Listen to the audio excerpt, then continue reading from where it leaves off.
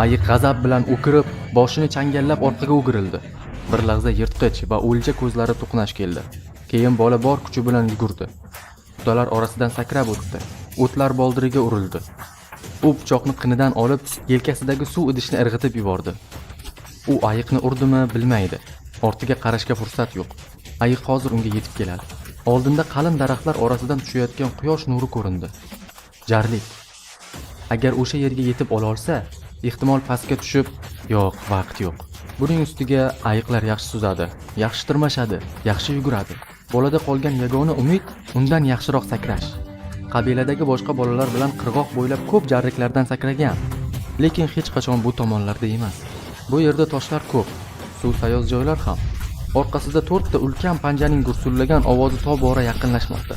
Bola hatto ayiqning issiq nafasini ensasida sezayotgandi. Endi ortga yo'l yo'q. Daraxtlar chetga ochildi. Quyosh badanini kuydirdi. Ayiq changali yelkasini kesib o'tdi va bola o'zini havoga tashladi.